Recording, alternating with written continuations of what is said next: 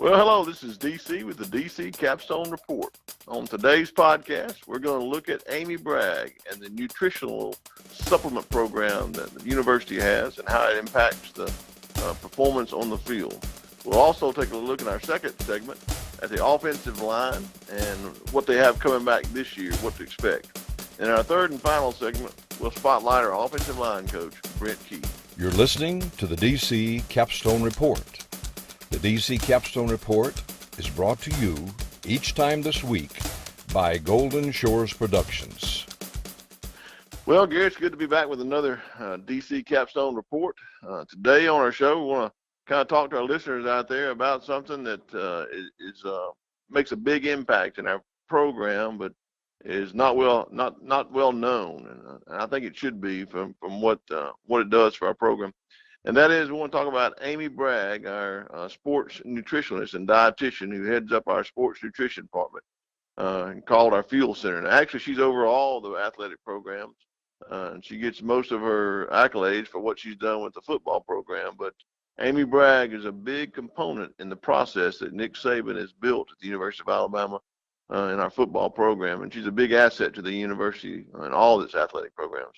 This past week, many of our listeners out there may have heard all the stories that were on the news media and in print media and on the web, on the internet, about the new nutritional fuel center that was built with the University of Alabama.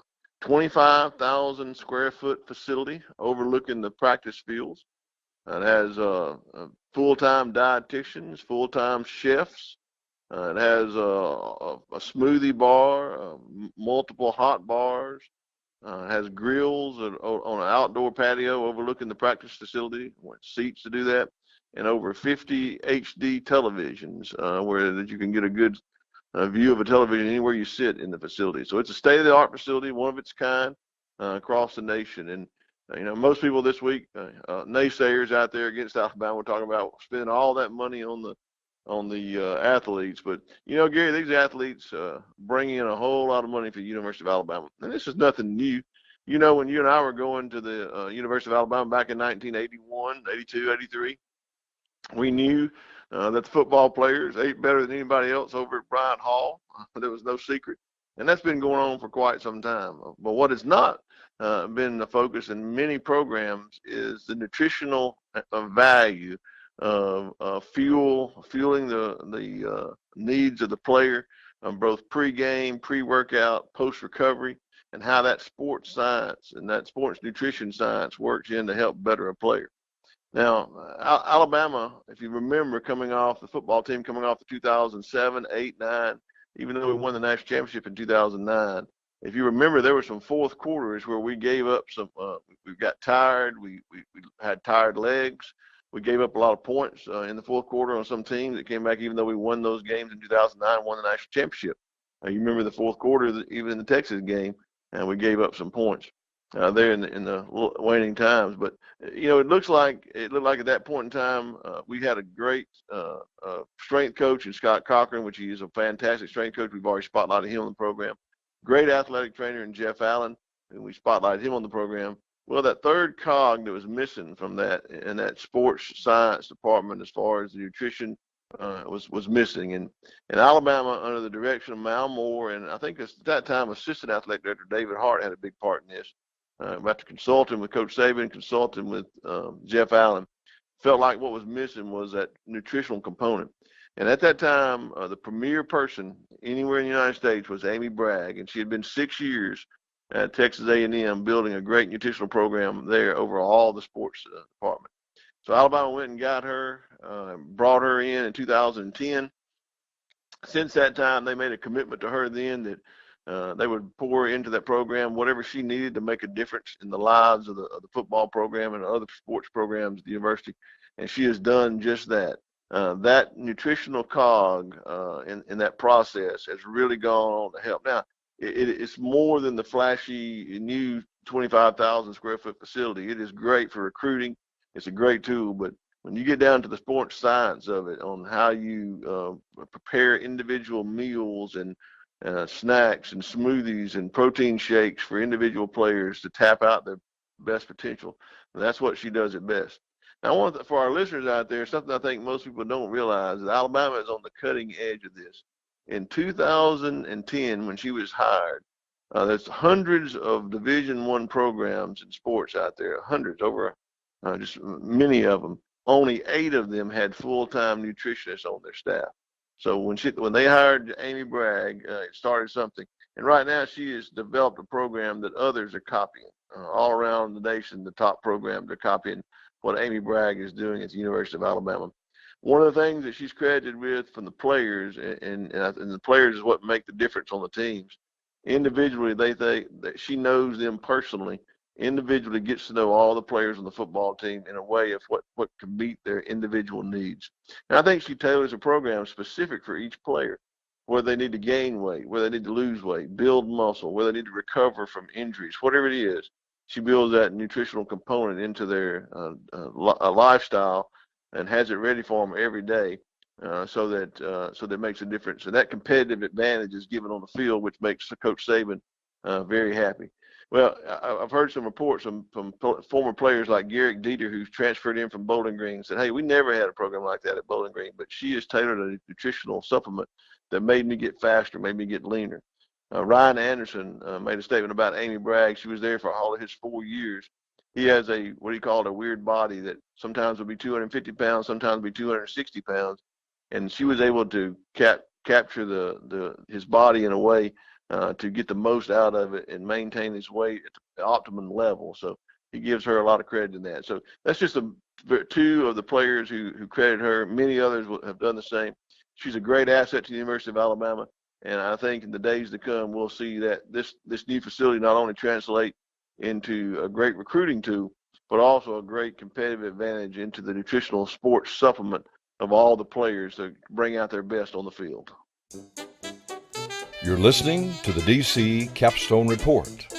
The DC Capstone Report is brought to you each time this week by Golden Shores Productions. Golden Shores Productions, providing you the best recording facility in north central Alabama. Well, Gary, here in our second segment on the podcast today, I wanted to concentrate and highlight our offensive line. Last week we looked at the defensive line. This week we're going to go across the line there and look at the offensive line. Now, Gary, coming out of from last year, this should be one of our greatest strengths. Is the offensive line. We returned 4 starters on the offensive line and 2 freshmen that got a lot of playing time last year. So you would think it's going to be one of our greatest strengths. However, transitioning out of the spring game, they didn't feel like they gelled together to get that continuity along the offensive line. And you, Gary, being a former offensive lineman, you know it takes more than just individual play. You got to play together and work as a team in order to make a difference. That's why they give the Joe Moore Award at the end of the year to the best offensive line, because you have to work as a team to really make a difference in your team.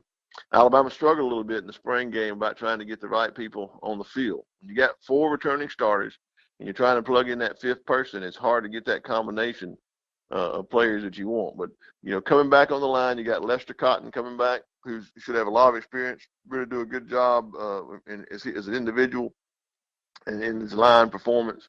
You got Ross Pierce-Baker coming back. He has a lot of experience playing on the line at guard. Now it looks like he could possibly move over and play some center. You got Matt Womack at 1 offensive tackle who really did well, has a little injury that's going to have to get over. And you got Jonah Williams at sophomore coming back.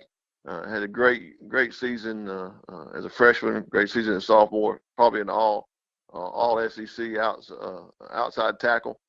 And then you got some other players that contributed last year, like Alex Leatherwood, who contributed as all during the season as a backup and interchangeable person in that tackle role, and then had an opportunity to come in the national championship game, play 3 quarters in that game for injured Jonah Williams. It really helped us maintain still that outside pass rush that Georgia had. And so I think he did a great job. And you got also Jedrick Wills, who pushed Mac Womack last year for starting job as a freshman. He came in and contributed and get some minutes as well. But the third person I want to talk about is Deontay Brown. Deontay Brown, not well known, is a redshirt freshman. He comes out of Austin High School in Decatur. And I think he is going to be one that shouldn't be overlooked for making a difference in that offensive line if he could come in. I think he's going to come in and compete for a starting job, really, Gary. He brings a lot to the table.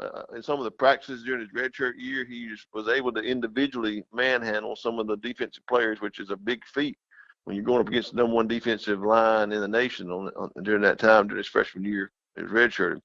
But the red shirt did a great job for him. That red shirt helped him develop his body. He was always large. He carried a lot of weight coming in from high school. You might say baby fat on him.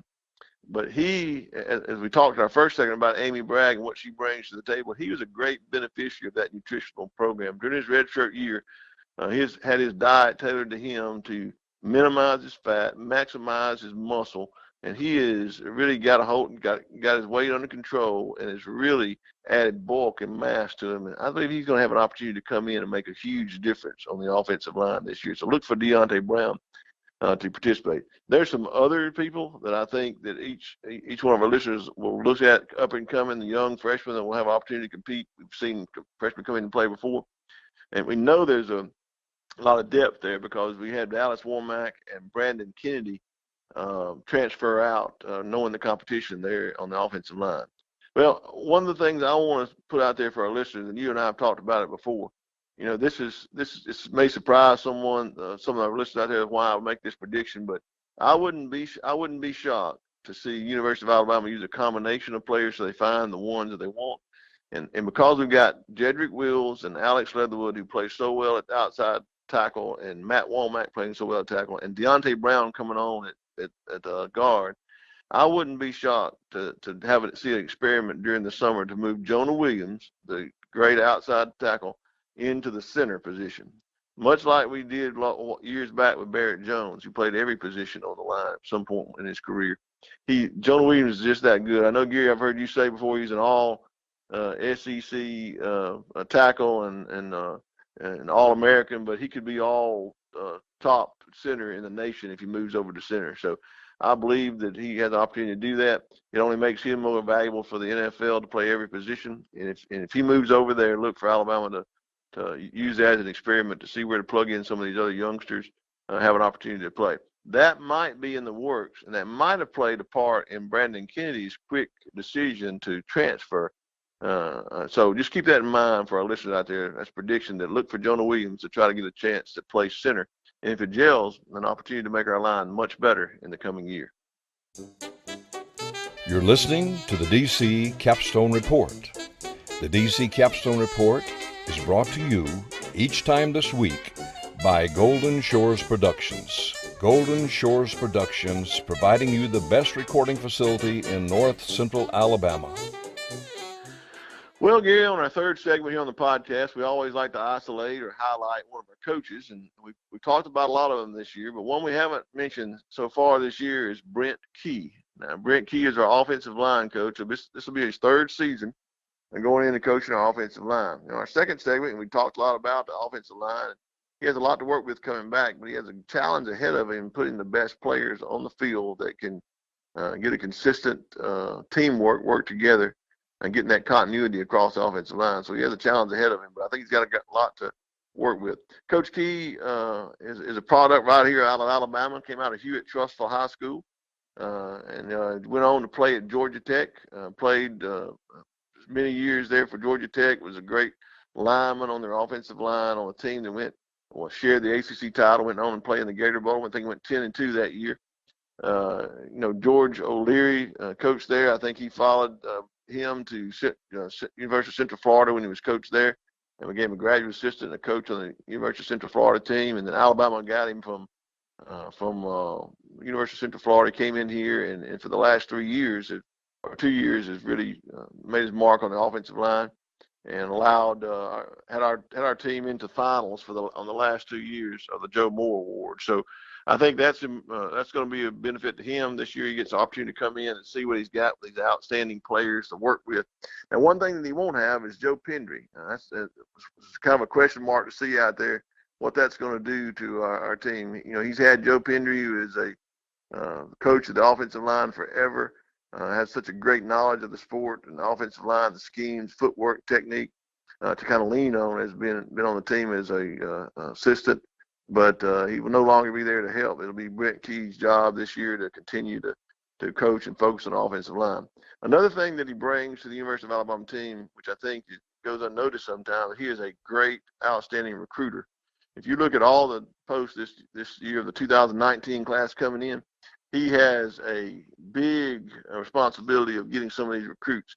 When you look at his contacts, being out of Hewitt-Trussville High School, he has the Alabama market. Playing in Georgia Tech, he has a Georgia market, and also coaching at University of Central Florida, he has that Florida market. So he has contacts in three of the hotbed recruiting places in the nation. So his impact as a recruiter is going to be felt in the 2019 class. I think that 2019 class, Gary, that we signed might be the best class ever signed, depending on who comes out and commits, who actually signs. If everybody signs that we think is going to, it could be the best class ever in the history of Alabama. So Coach Brent Key, he has a great challenge ahead of him this year to bring that offensive line together, and I think he's up for the task. The DC Capstone Report is featured every Monday morning at 6:15 a.m. on the Morning Blitz with Martin Houston on Tide 102.9. You can listen in live at Tide102.9.com or download the Tide 102.9 app for your smartphone.